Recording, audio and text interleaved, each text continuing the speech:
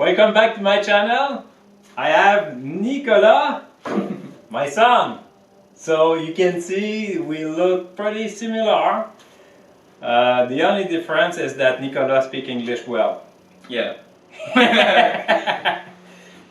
Nicolas is trying to learn welding. So you've seen him welding a little bit before we get to that intro. Okay, this is the part 2 of the skid steer quick attach pallet fork attachment. So basically everything is spot welded and we're going through the full weld. So that's a good practice for Nicolas because I have most of the welds are quarter of an inch steel against quarter of an inch. So that's quite easy and it should hold. Maybe. Good. Enjoy.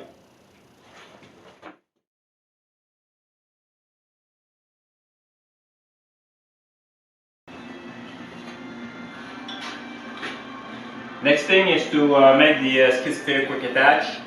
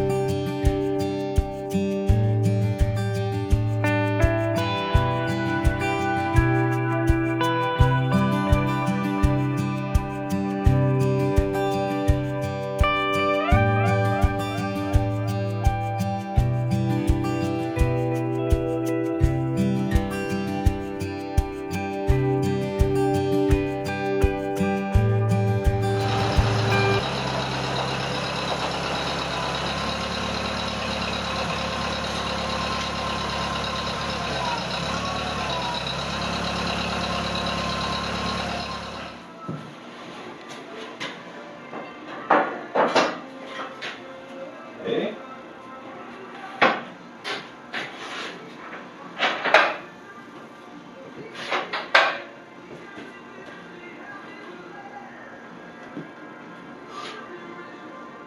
So far so good. I'm going to tilt a little bit.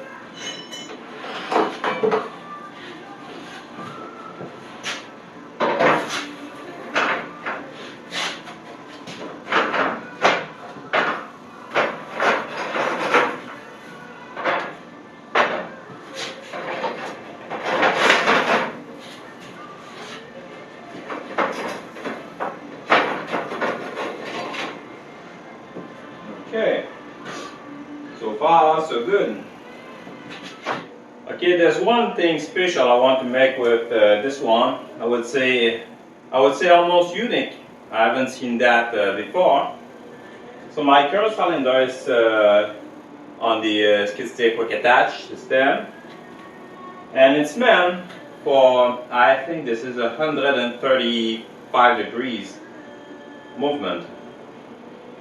With forks, actually you don't need that. You need maybe 90 degrees, not that much more. And the worst case scenario is then when you raise at the highest point that you can still be flat to the ground. But there's no point to dump, actually. Almost no point.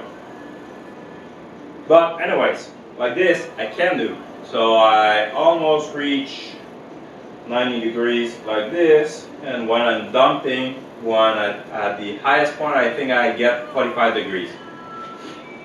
But there's one problem with that, not the tilting itself, is the fact that the curve cylinder is not meant to be really smooth, especially when you load it a lot. So what I've seen in the previous videos,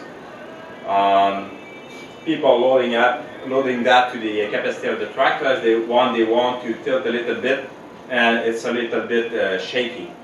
So I'm going to put another link there so that I can unhook the curl cylinder from the bottom and put this attachment directly.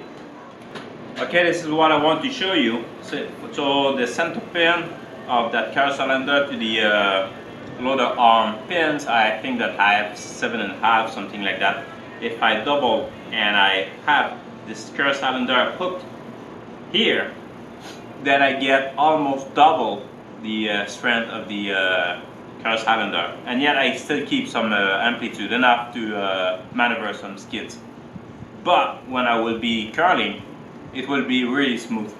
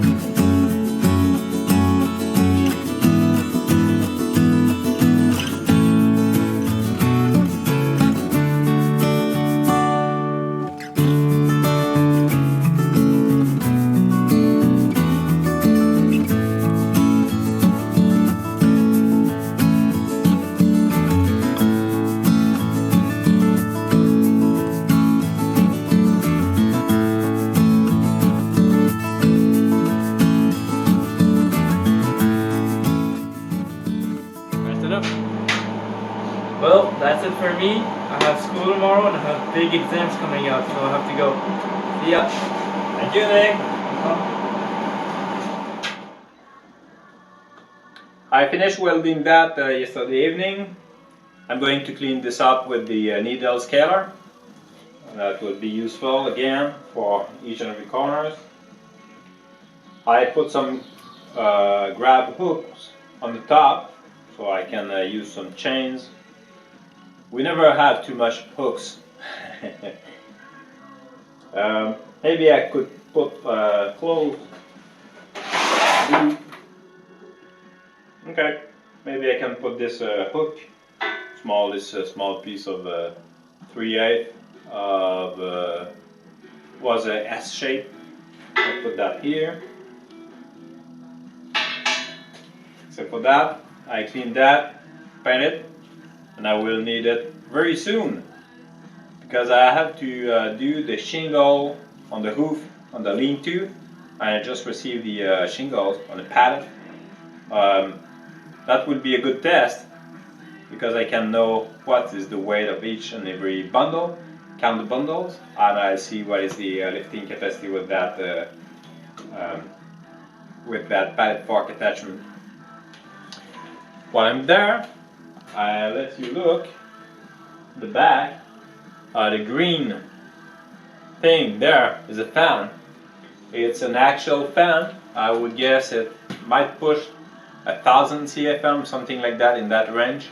And combined with the air, let's say that in the garage here, within few seconds then we get a full air change. Let's say within a minute at least. I got this fan at the scrapyard. Just took that out of a bin. Paid like 50 cents a pound for this, and it works. I'll show you that. And it's only some heavy duty hooks, some guardings on this side. This side is the exit side. Obviously, I have to pay attention and not put my finger there.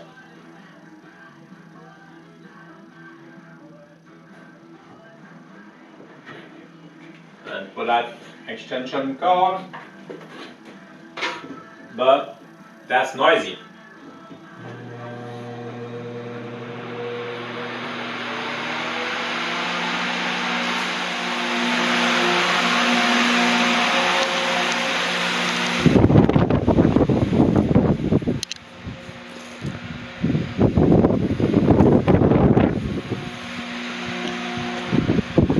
And by the way, this is the shingles I need for the lean-to.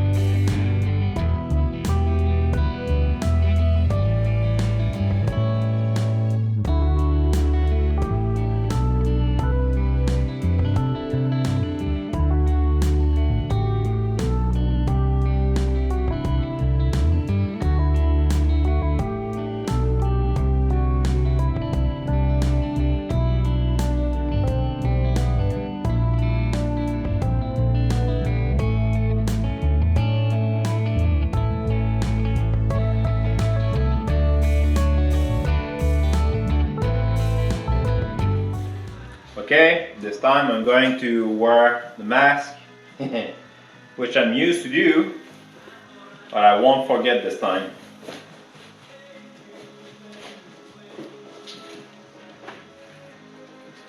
So I won't get sticky nostrils.